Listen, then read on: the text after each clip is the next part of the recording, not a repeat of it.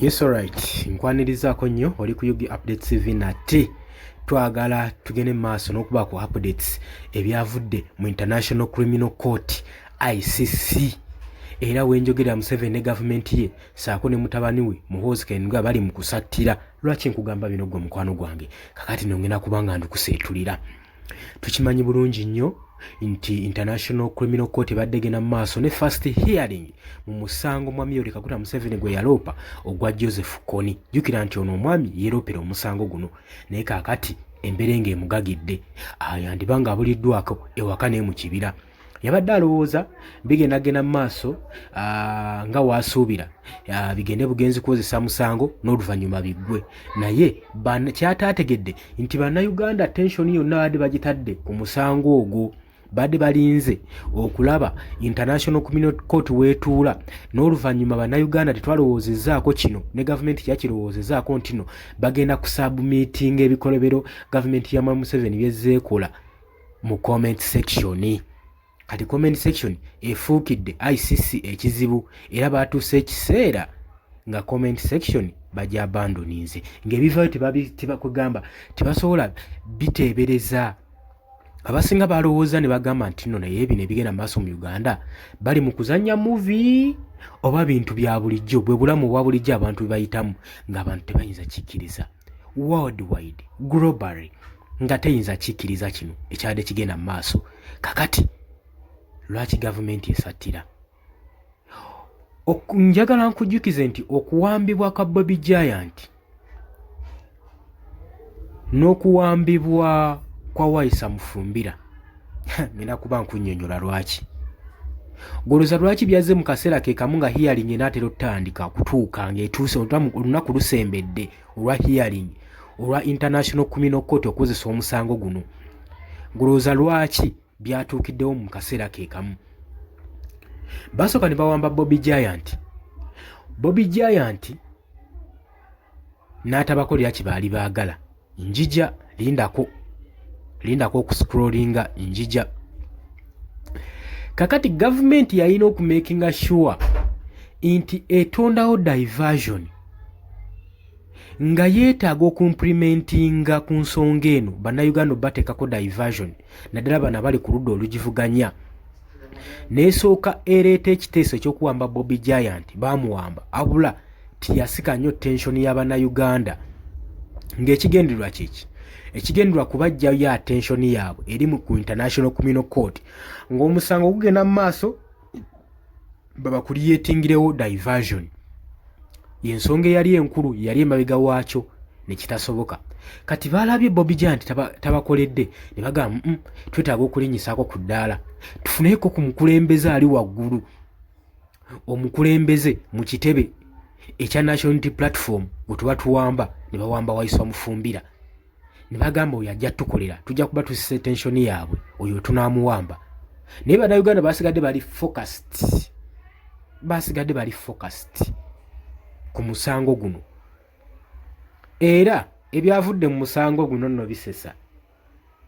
Olowooza ate kooti yafunzise nayo kugamba omusango gugiremeredde mu nsonga ki? Bagenze tebategedde kituufu kigenda mu maaso nga comment section bagenda mu maaso n'okuba nga bo basubmitinga nti oyo gwe mukwata nti Joseph Kony babasibye katambala mu mutwe. Joseph Kony tumanyi bulungi mwami Yoweri Kaguta Museveni yagenda mu maaso n'okusanjaga abantu n'okutta abantu. Era gwe mulowooza nti no Joseph Kony gwe mwakwata gwe mutaddeko emisango oyo mufu. Kony ye mwami Yoweri Kaguta Museveni. Lwaki basubmitingayo kino? Kony tagenda kulabikira mu kifaananyi, wabula Kony bo bamulaze mu bikolwa byagenze mu maaso n'okukola ku bannayuganda. Baga mwami Yoweri Kaguta Museveni ebintu byatuusiza ku bannayuganda obbakuba obbatuntuza bajjeyo footage yenna na buli bikolobero gavumenti bye yali etuusiza ku bannayuganda. Ebyakawempe ebyawa bannayuganda bazze battibwa, abazze basanjazibwa, abazze bakubibwa amasasi, bakinyuzibwa, bamenyebwa, badetainingibwa. Embeera eno n'amagye gabadde geeyisaamu. Bannayuganda balambise nti mwene engeri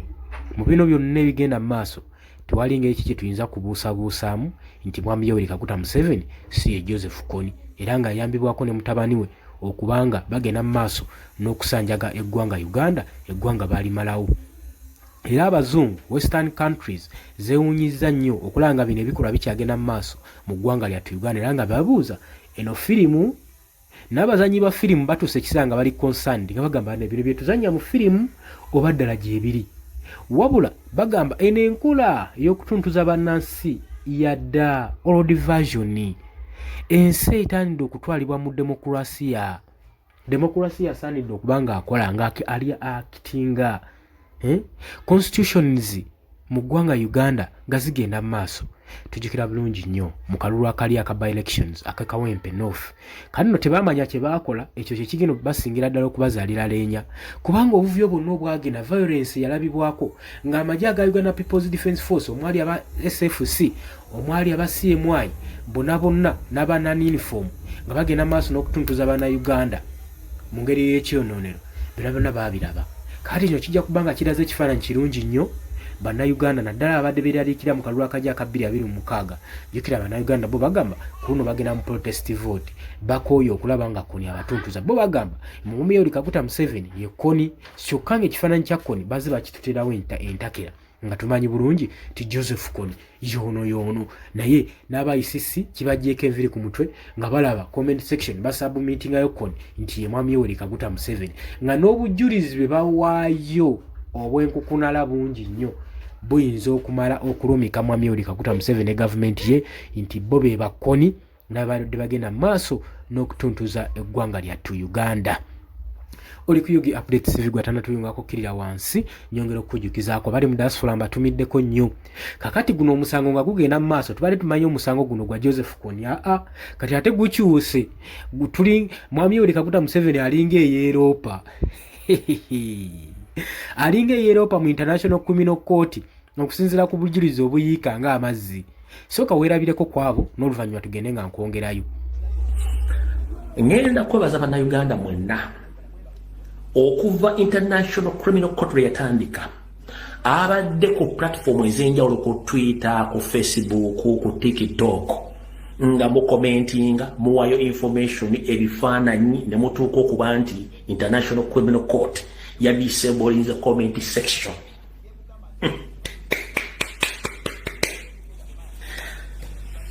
Mwe temumanyi kye mwakoze. Buli comrade yenna yakutte essimu ng'oli mu nsi yonna mwebale nnyo mubalire ddala okwogera okukomentinga ku social media platforms zonna across the world ne mukakasa International Criminal Court Museveni and Bohozi must be arrested. These family olwali abadde kugundi ku platform ezo comment section bagidisablinze ng'ekintu kyabasuseeko ng'obujulizi balina n'ebintu bijja ne beewuunya kiki kino kye tuliko. Mwebale nnyo mubalire ddala mwatuuse okudisabulingisa comment section ku International Criminal Court platform ku Twitter, ku Facebook ne ku TikTok kubanga abaana mwakikoze. Mwebale nnyo mubalire ddala gwe omutima gwe tubagamba kuba tosobola kwogera comment nga sharinga buba tosobola kukola kifandi nga kola buli kimu kyolina okukola. Mwebale nnyo mubalire ddala twagala tugende mu maaso n'ekyo buli kimu mukikole nga mwebale nnyo mubalire ddala temujjanga okwo. Abaana bakola profiling abakulembeze mu poliisi mu magye buli kimu profiling tumwetaaga kubanga tetwagala kuleka jjinja lyonna nga revolution etuuse nga tugenda kunoonya banoonye tuba tumanyi tubasanga tuba tumanyi buli kimu kitugenda okukola. Kati mwebale nnyo mubalire ddala abakola profiling naye nga abadde ku International Criminal Court n'abakyagiriko. Mwebale nnyo mubalire ddala okukola omulimu ogwo tusigale nga tugenda nagwo temujjanga okwo musigale nga mupampinga ne bajjeeko. Kwata essimu yo postinga video zonna obujulizi bwonna mwena muteekeyo. Kati Sejusa Dubai agaliko wenjogerera mu ICC oba giyite International Criminal Court ekigenda mu maaso omusango gwa Joseph Kony gugenda mu maaso gwatandise dda kitokota gugenda mu maaso naye Abannayuganda guli live kwenye TV nekiri mu comment section kyokka singa baba abalamuzi batula mu comment section eri live Abannayuganda batabusi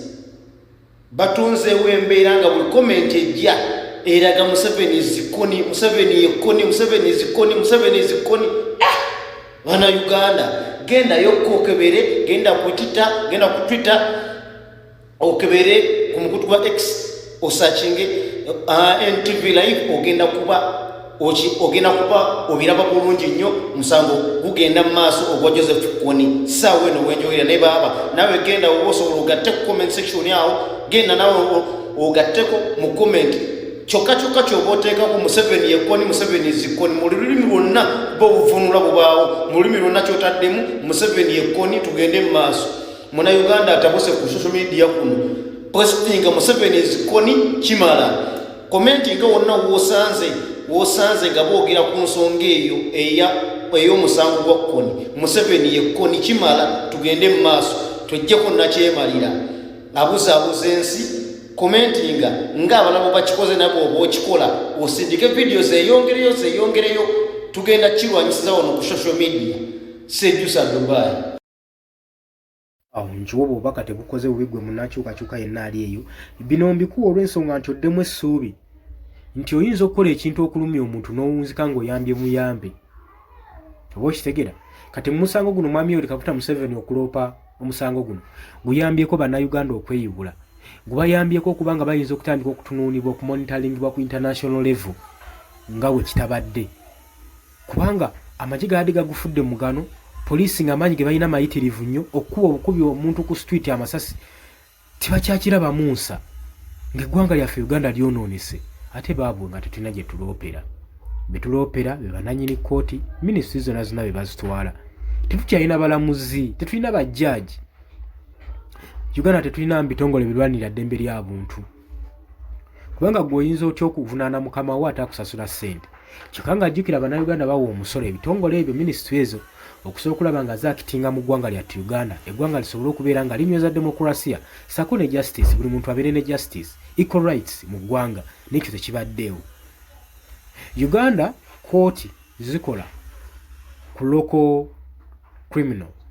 crimes naye okituuka ku international naddala omusango gwekuusaako ebyobufuzi abalamuzi baffe baba basoma tebabitegeera basalawo okusinziira ku ki oda gye babawadde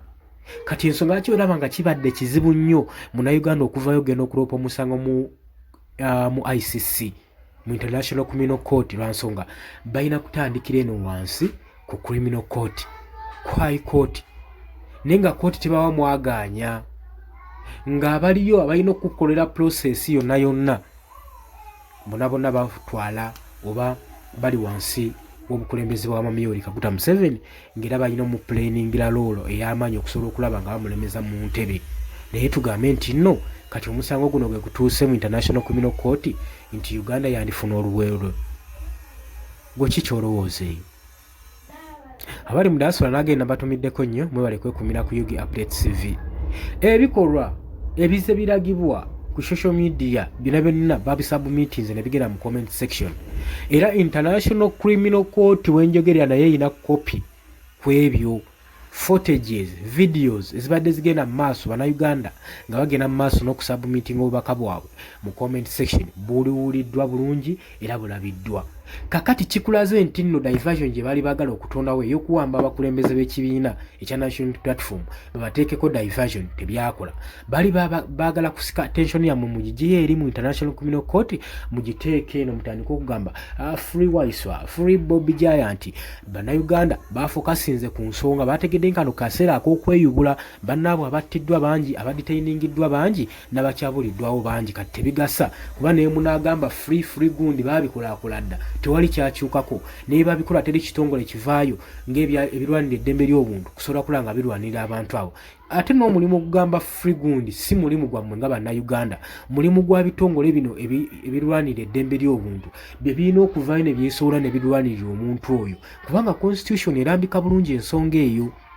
kati sonze nchwa bannayuganda bakoze omulimu omulungi era gwe yenayina ng'odetainingiddwa ng'obadde muwagizi wa nkyukakyuka tonyigira bannayuganda tebakufuddeeko tebakubanjizza tukyalina kye tufokasinzeeko oba bannayuganda balina kye bafokasinzeeko ekigenda okubbulula eggwanga naawe oba oli awo kutaasa ekyokugamba nti no free Bobby Giant free Waiswa tekigenda kumala free Eddie Mutwe twabikolakola dda biyinza obutamala biyinza obutateekawo kyenyi naye katutunuulire ensonga tumonitaringa ensonga eyinza okuteera bannayuganda kyenyi si Waiswa yekka si Bobby Yanga yekka wabula eggwanga lyonna lyonna bangi abamu bali eyo mu movement mu kibiina ekya NRM nabo baziira tebalina buweerero bagenda mu maaso n'okwekaza bafiira mu kintu kyabwe firimu yaabwe gye batandikawo bafiirayo bakibanda bangi bali eyo oba bafirimu sita bafiira mu firimu zaabwe talina ng'eki gyakivaamu gyakiddukamu olwedde wasabu meeting eri mukamawo ye ekyo kyayakuteekawo yerooloyo kati abamu bali mu kussa mukka balabe oba bayinza okubbulula naye nga nabo bayimiridde ku mmwe bannankyukakyuka mmwe abagenda ate okubbulula abasajja abadde bakozesebwa ku mudumu gw'emmundu nga bali ku order okutuntuza munnansi munnayuganda bangi basirise tebasobola kwogera oba okitegeera woba wetegereza nnyo nga kati kaŋŋambe ebigenda mu maaso mu ggwanga Uganda erabika ng'eggwanga etalina demokurasiya lirabika ng'eggwanga erikyali backwards etalina constitution nti whereby buli asanze asobola okugulirira constitution ezikyusibwa ssemateeka n'akyusibwa mwami oli Kaguta Museveni mu biseera bye ebyobufuzi ku mulembe gwe afubye nnyo okulaba ng'afuula constitution kasasiro nga buli wayagala okutuntuza bannansi agenda mu constitution n'akwatamu okujjukizaako emabega tulaba etteeka lino lyabadde ayakayisa erya UPDF Amendment Bill yaliyisa olw'ensonga si lwakuba nti nno ayagala akumprovinga ku magye oba ku UPDF wabula kyali kigendererwa kyakusilentinga abali ku ludda olw'opposition bannayuganda saako n'okubatiisatiisa okubawozeseza